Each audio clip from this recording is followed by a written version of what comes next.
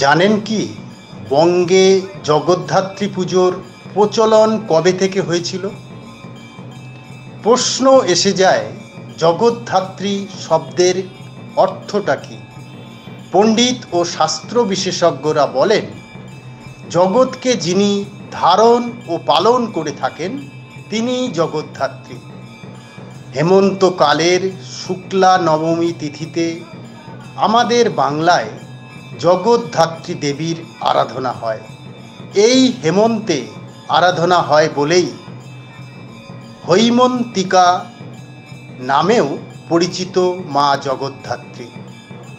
পশ্চিমবঙ্গ রাজ্যে জগদ্ধাত্রী পুজোর সঙ্গে অঙ্গাঙ্গিভাবে জড়িয়ে রয়েছে কৃষ্ণনগরের নাম, তারপর রয়েছে চন্দননগর। তবে এখন রাজ্যের বিভিন্ন জেলার প্রান্তে কম বেশি এই পুজোর আয়োজন হয়। এবার আসি এই পুজোর শুরুটা কবে থেকে শুরু হয়েছিল তা নিয়ে। এই নিয়ে অবশ্য দ্বিমত রয়েছে।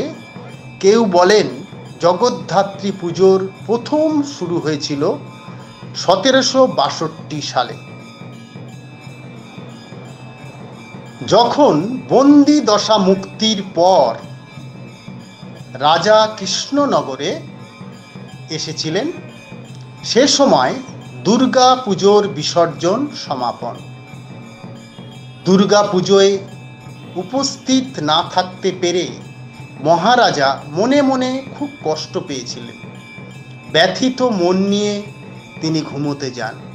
সেই রাতে দেবী জগদ্ধাত্রী মহারাজাকে স্বপ্নে দর্শন দিয়ে পুজোর নির্দেশ দিয়েছিলেন।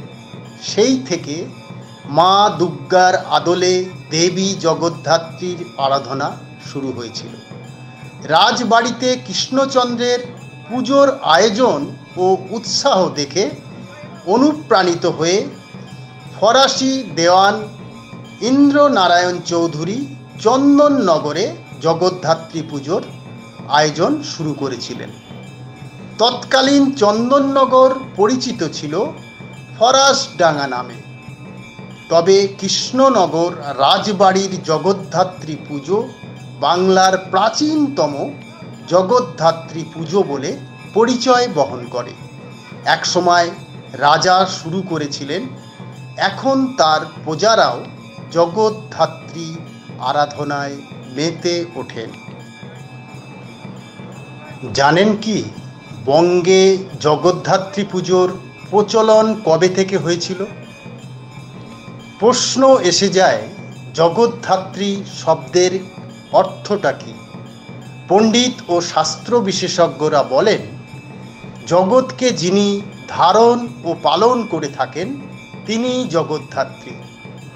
হেমন্তকালের শুক্লা নবমী তিথিতে আমাদের বাংলায় জগদ্ধাত্রী দেবীর আরাধনা হয়। এই হেমন্তে আরাধনা হয় বলেই হৈমন্তিকা নামেও পরিচিত মা জগদ্ধাত্রী। পশ্চিমবঙ্গ রাজ্যে জগদ্ধাত্রী পুজোর সঙ্গে অঙ্গাঙ্গিভাবে জড়িয়ে রয়েছে কৃষ্ণনগরের নাম, তারপর রয়েছে চন্দননগর। তবে এখন রাজ্যের বিভিন্ন জেলার প্রান্তে কম বেশি এই পুজোর আয়োজন হয়।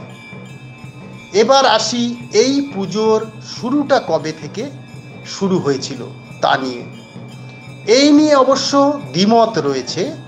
কেউ বলেন জগদ্ধাত্রী পুজোর প্রথম শুরু হয়েছিল 1762 সালে,